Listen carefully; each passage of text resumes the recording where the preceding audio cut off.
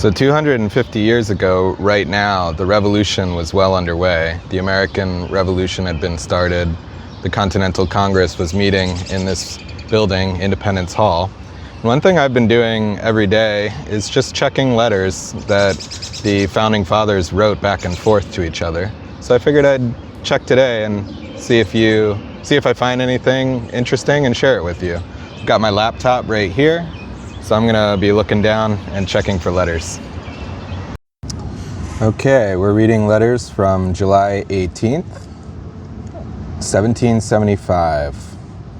And yeah, so today there are 9 documents. I'm a little pressed for time and I want to catch up. I'm a couple days behind on these letters, so I think what we'll do is we'll definitely read general orders. And then, sorry, let me get the camera to focus properly here. Okay, and then maybe we'll click through and find a few that are interesting and focus on 1 or 2, because there are quite a few documents here, and yeah, I'm not sure I have time to read all of them, but we'll do our best. General Orders, 18th of July, 1775. Parole, Wilmington.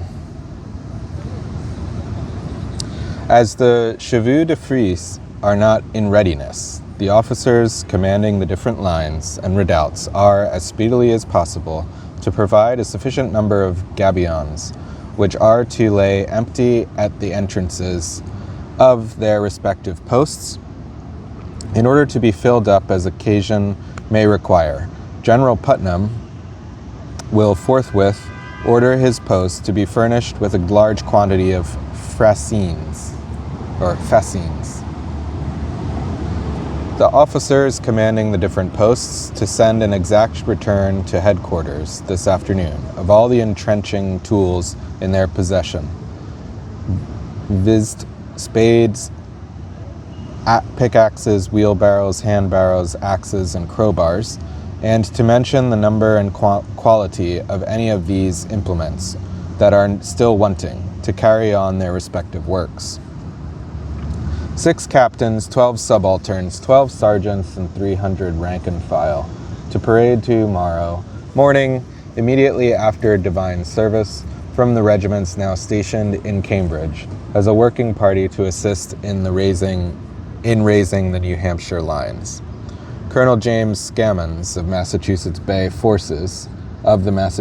Forces, tried by the General Court-Martial, of which Colonel John Nixon was president, for, quote, disobedience of orders and backwardness in execution of his duty, end quote. The court, after duly examining the evidence for and against the prisoner, together with what the prisoner had to say in his defense, are of the opinion that Colonel Scammons is not guilty of the crimes wherewith he was accused, and therefore do acquit the prisoner, Colonel Scammons, to be immediately released from his arrest. If, after what has happened, the enemy, in revenge of their late loss, should dare to attempt forcing our lines, the army may be assured that nothing but their own indolence and remissness can give the least hope of success to so rash an enterprise. It is therefore strongly recommended to the commanding officers of corps, guards, and detachments that they be assiduously alert in parading their men at their several posts half an hour before daybreak, and remain there until the commanding officers think proper to dismiss them. The general hears with astonishment the very frequent applications that are made to him, as well by officers as soldiers, for furloughs. Brave men who are engaged in the noble cause of liberty should never think of removing from their camp while the enemy is in sight and anxious to take every advantage any indiscretion on our side may give them. The general doubts not, but the commanding officers of corps will anticipate his wishes and discourage those under them from disgracefully desiring to go home until the campaign is ended. Footnote number 1. For George Washington's previous order regarding the chevaux de frise, see General Orders 15th of July, 1775. We read that General Orders, so you can go back a few videos ago and listen to them. Gabions were large wicker baskets, cylindrical in form and usually open at both ends. They were filled with earth for use in building a variety of field fortifications. Fascines, long bundles of brushwood tied firmly together, were also used for many military engineering tasks, including revetting and interiors of batteries and embrasures and filling ditches when assaulting fortifications. See also General Orders 23rd of July, 1775. Footnote number 2. For a discussion of the accusations against Gammons, see General Orders 12th of July, 1775, number 1, which we read. So you can go back to that video as well. Okay, now let's choose one letter to read. Let's click through a few of them. This is from Benjamin Franklin to Benjamin Franklin from Catherine Green. Your letter, dear brother, stay at home, be positive. Okay, it's just some pleasantries, I guess. To Benjamin Franklin from William Green. So a report about 800, some men have taken an island. The man-of-war's barge for, okay, just a report about some cattle and other things in Boston, I guess. Okay. Let's now skip down here. From George Washington to Nicholas Cook. You will please to accept my sincere acknowledgments for the favor delivered me by General Greene. The appointment, okay. Voluntary choice of freemen contending to the cause of liberty, concurring approbation. Demand the utmost energy and exertion of my poor abilities. Such as they are, my country has and shall at all times command them. Allow me now, sir, to express my warmest wishes for your health and happiness, and to assure you that I am, okay. To George Washington from Lewis Morris. Letter not found. Okay. To George Washington from Major General Philip Schuyler. Okay. Okay, we might read this one. This one looks good. Let's click through the rest first. Okay. Jonathan Trumbull. From George Washington to Jonathan Trumbull, just sort of thanking him. Allow me to return my sincerest thanks and warm wishes. Common country, cause of our common country calls us both. I trust divine. Okay. Praise your eminence. So just not too much missing there. From George Washington to Jonathan Trumbull, Senior. As the army is upon a general set, their right to control and supersede a provincial one must be unquestionable. Okay, represent the meantime, I beg leave to assure you, and any inconvenient. Okay, so we can see it's just sort of replying to letters. And then to James Madison from William Bradford. Oh, this one looks interesting. Oh, we are definitely going to have to read this one. This looks interesting. Okay, so we'll read to James Madison from William Bradford and Philip Schuyler. Let's start with the to George Washington from Major General Philip Schuyler.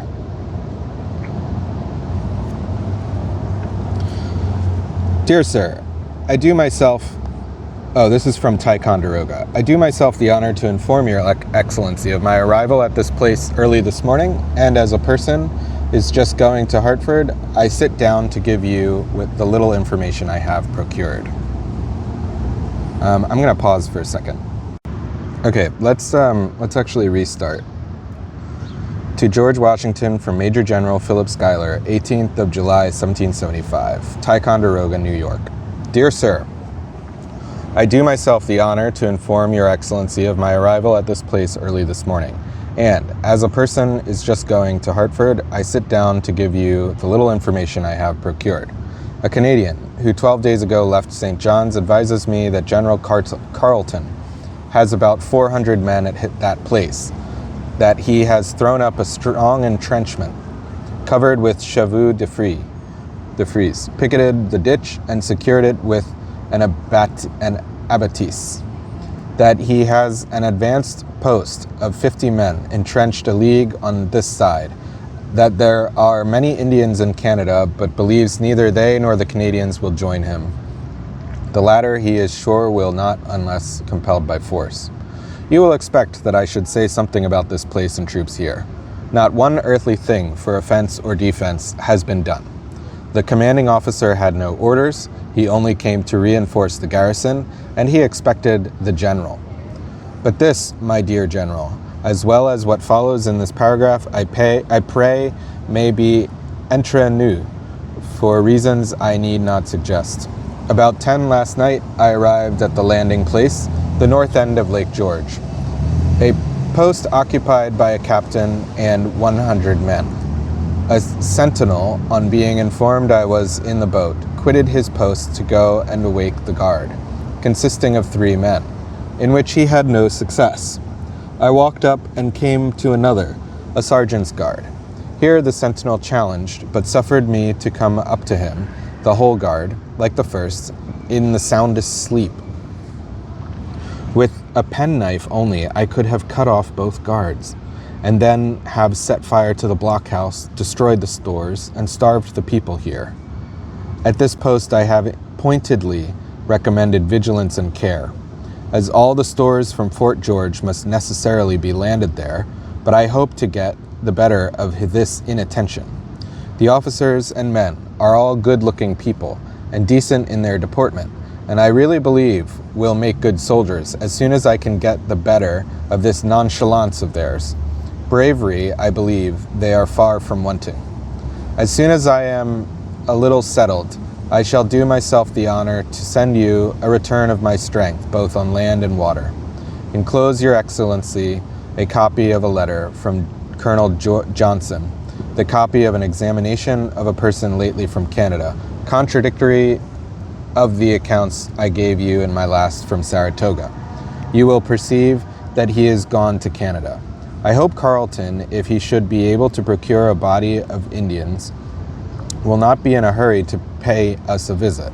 I wish to be a little more decently prepared to receive him, and in doing which be assured I shall lose no time.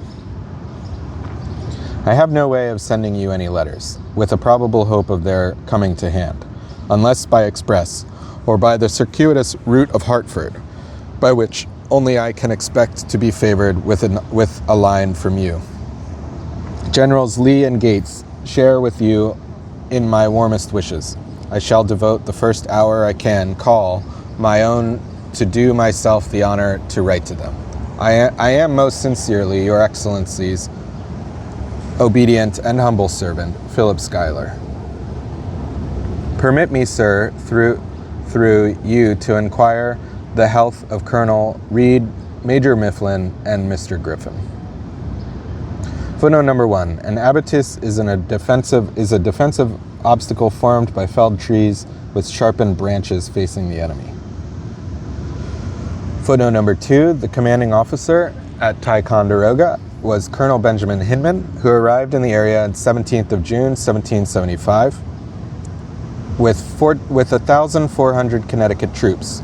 On 7th of July, Hinman wrote to Schuyler, quote, I wait, sir, with impatience for your arrival, as I find myself very unable to steer in this stormy situation. Sometimes we have no flour and a constant cry for rum, and want molasses for beer, which was engaged to our people. The failure of those who provide gives great uneasiness to the men. Hope for better times on your arrival, end quote. Footnote number 3. Colonel Guy Johnson's letter, dated at Ontario on 8th of July, is addressed to the President of New York Provincial Congress, Peter Van Brew Livingston.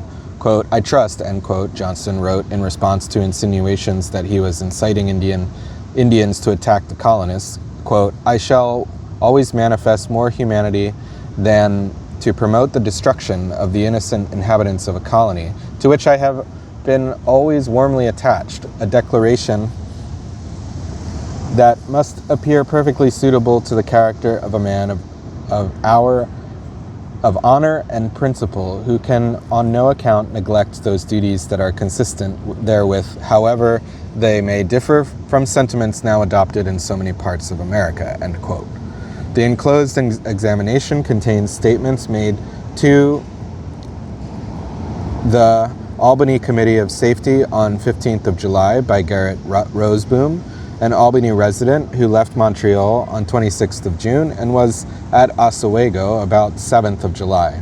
Roseboom reported that the British authorities in Canada were failing in their attempts to secure the services of either Indians or Canadians. At Oswego, he observed Guy Johnson holding a council with several Indian tribes and learned that Johnson intended to go to Oswegatchie in Ogdensburg, New York, to confer with Canadian Indians. The Indians at Oswego told Roseboom that they did not intend to fight against the Americans, but in his opinion, quote, "considering the fickleness of their disposition and probably the over-persuasion of our enemies, no great dependence can be made on their assurances," end quote. Finally, let's read James Madison from William Bradford, 18th of July, 1775, Philadelphia. "My dear sir, I wrote to you last week by the post. Mr. Smith gives me an opportunity of sending you a few more lines which friendship will not allow me to neglect. I have seen the address to the 6 Confederate Indian nations. It sets forth that our fathers left Britain on the faith of contracts which have been faithfully observed on our part, that the king's ministers grew jealous of us, that they sent armies to rob and kill us, therefore requesting, if any application may be made to them by those wicked ministers, to refuse them, that we only desire that peace may continue between us. Quote, we do not ask you, says the address, to take up the hatchet against the soldiers of the great king. We ask that it may be buried deep and peace and harmony subsist between us, end quote. They are desired to acquaint the tribes on the river St. Lawrence with this talk, and on the return of their messengers to pay a visit to the General Congress, and in the conclusion, quote, we have lighted up a small council fire at Albany, that we may hear each other and more fully disclose our minds to one another, end quote. This is to be translated into Indian by Mr. Kirkland, and General Schuyler is to deliver the belts, which are to be larger than any ever sent to the 5 nations. And as the Indians judge of the importance of the business by the largeness of the belt, there is no doubt but this matter will excite universal attention among them. It is said the declaration is to be translated in several languages and sent abroad. I am also privately informed that they are preparing to address to foreign states, inviting them to trade with us. If this be true, it may serve to explain what I heard Colonel Hancock say the other day, quote, that he made no doubt but Boston would soon be in the peaceable possession of the original proprietors. Nay, continued he, I should not be surprised if Britain should court a reconciliation by offering to indemnify us for all our losses, end quote. As I knew not his grounds for such a speech, I must confess it appeared to me a very extraordinary one. I believe the Congress have lay aside the design of removing from Philadelphia, but they talk of adjourning next Saturday for a few weeks. I had the pleasure of this morning of seeing Aaron Burr, who is going to the camp with one Mr. Ogden. I hope I shall hear from you soon, but I had rather see you. If the Congress should not remove, it may be an inducement to you to pay us a visit after their adjournment.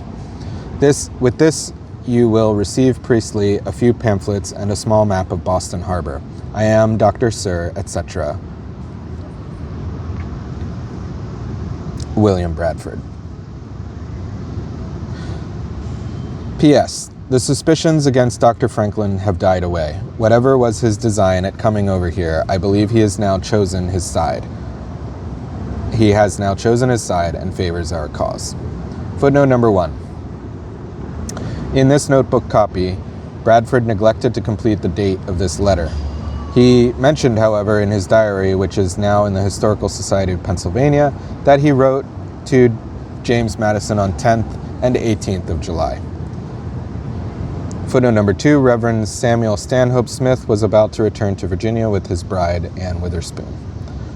Footnote number 3, quote, a speech to the 6 Confederate nations from the 12 United Colonies, end quote, adopted by the Continental Congress on 13th of July, was to be accompanied by, quote, 3 strings or small belts, end quote, the large belt of intelligence and declaration, end quote, and, quote, a small belt, end quote. After Reverend Samuel Kirkland and General Philip Schuyler took these to the Central Council House, quote unquote, at Onondaga, the 6 nations were asked to make them known to their 7 allied troops along the St. Lawrence River, and then meet again, as they did, with agents of Congress in August at Albany. Bradford's 2 quotations should have read as follows. Quote, we don't wish you to take up the hatchet against the king's troops. We desire you to remain at home and not join on either side, but keep the hatchet buried deep. We depend upon you to send and acquaint your allies to the northward, that you have this talk of ours. And when they return, we invite you, your great men, to come and converse further with us at Albany, where we intend to rekindle the council fire, which your and our ancestors sat round in great friendship, end quote. Footnote number 4. Although on 15th of July, Congress declared that for the next 9 months, any shipmaster could export American produce to the value of whatever gunpowder, saltpeter, sulfur, and other military stores he brought in from abroad, it delayed until 6th of April 1776 before completely opening American ports to the world trade. Footnote number 5, Congress adjourned on 1st of August and reconvened on 5th of September 1775. John Hancock of Boston was at this time the president of the Continental Congress. Footnote number 6, Bradford and Aaron Burr had been graduated in the same class at the College of New Jersey. Following the death of his parents, Burr lived with his uncle, Timothy Edwards, in Elizabethtown. Armed with a letter of introduction from John Hancock to George Washington, Burr and Matthias Ogden, who had also lived in the Edwards family, joined the Patriot forces besieging Boston. They later served with distinction in the ill-fated Montgomery Arnold campaign against Canada. Footnote number 7. For Joseph Priestley, see J.M. to Bradford. 9th of May, 1775, number 8. The map was probably, quote, a new plan for Boston Harbor from an actual survey engraved for the Pennsylvania Magazine, end quote, which was printed in June 1775.